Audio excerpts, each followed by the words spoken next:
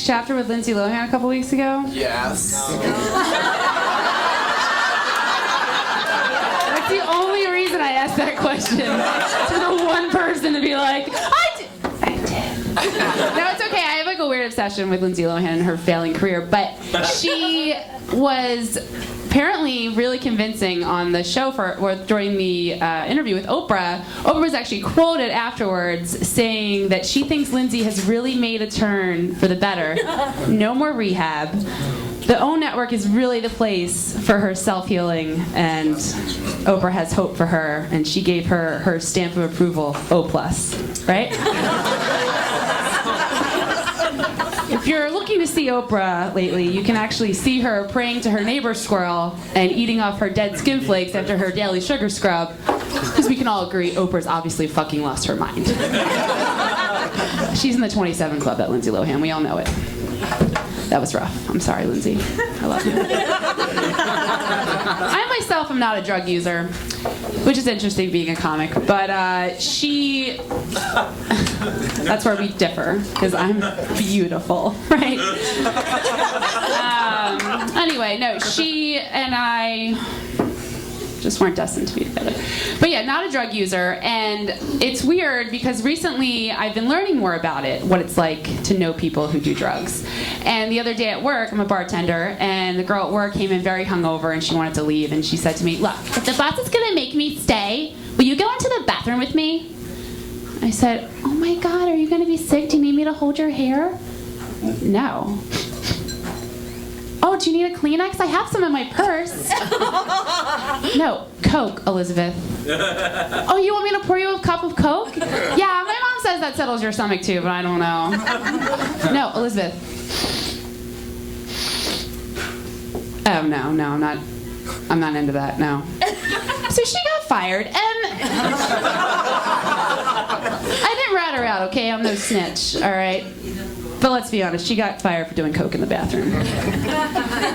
So the other day I was actually at the beach with a friend and encountering a similar experience. He asked me he was like, hey, Elizabeth, you into mushrooms? Okay, if you want to get honest, I can pretty much say that Portobello's can make a whole meal, right? And if we're gonna get into boutiques, I mean, chanterelles are my fave.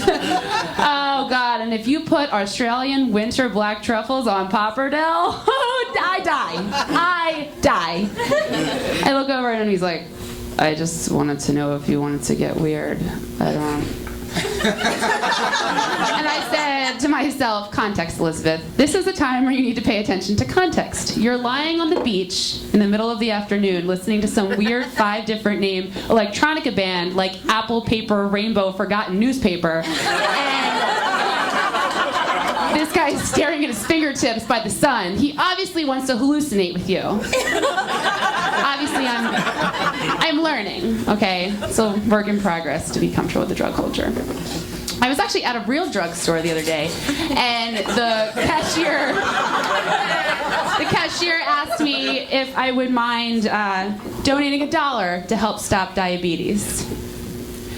I looked her square in the face, and I said, listen, Walgreens lady, when you stop selling Kit Kat bars king size for a reasonable price, then I will help you stop diabetes, you hypocrite. What the hell is wrong with you? How are you leading your life, lady?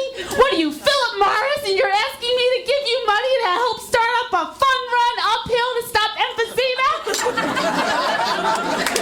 And she was like, all right, it'll be $2 for your Kit Kat bars.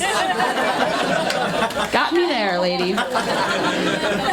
So I actually just moved to Chicago this year, and I was looking for apartments, and I responded to an ad on Craigslist, like a smart young female that doesn't know anyone in the city, and I met this guy, at his apartment.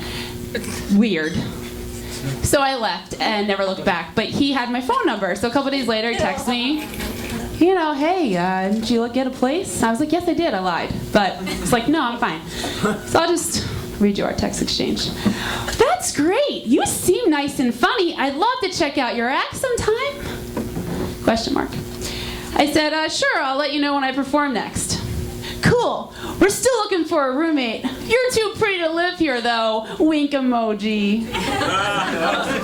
That's a very nice thing to say, thanks. You can have the place rent-free, BTW, exclamation point! Whoa. Right, heavy. So I don't reply. Get one a couple minutes later. JK, but how about an IPA sometime? How creepily specific is that? Like, not Miller Lite. We're gonna have some strong shit here, okay? Hoppy beer. Haha, I'll let you know. Okay, I'm buying. Double beer clap emoji. I don't respond. This guy is strange, right? Not picking up on hints. 4 days later, 11 p.m. on a Friday night, I get 8 emojis in a single text. I will explain them to you. Glass of red wine, 3 music notes, a martini glass, a lady dancing, a treble clef measure, 3 more music notes, a beer mug, and then another beer clap emoji. Let's work through what he was trying to say to me. Elizabeth, why don't you come over to my creepy apartment and we can sit through some Merlot. Then we'll put on some soft music. Then we'll get to some hard stuff. Then I'll take you dancing. Then after that, we'll listen to some classical music, slow down the mood a little bit. Then we'll listen to some faster music. Then we'll have an IPA. Then we'll have 2 IPAs. And Elizabeth, you know exactly what's going to happen. Guys, he's the best sex I've ever had. So I'll leave you all with this. I was actually recently visiting my family over the weekend, and my 2 sisters are 7 years older than me, and they're a year apart. Never am with both of them. They live on separate coasts, and they also hate each other. But whatever, they're a year apart. They're girls. So they love to passively aggressively speak to me. So I get off the plane, and they're like, Elizabeth, sisters, hugs. And the other one's like, oh. Skinny jeans. Good for you. Good for you. And she's like, the other one's like, so brave. So brave. And I think to myself, bravery is usually a term that's saved for things like, I don't know, battling a bear with nothing but a stick in the woods. Or, surviving rectal cancer with nothing but an HMO. But for me, just snugging these hips into some skinny jeans. So we're on the beach, and my mom's like, girl, let's get together for a photo time. They both slip on t-shirts over their bikini tops. I don't. I'm like, guys, we're on the beach. My sister says, I don't want to be naked in public in a photo. I was like, well, you're so confident. Oh my God, we really admire that about you. So confident. So yeah, I made it into the local paper. Headline read, Chicago girl slays bitchy sisters in nothing but skinny jeans. So brave! Thank you guys, I'm Elizabeth O'Neill. Have a great night. Give it up for Kelsey.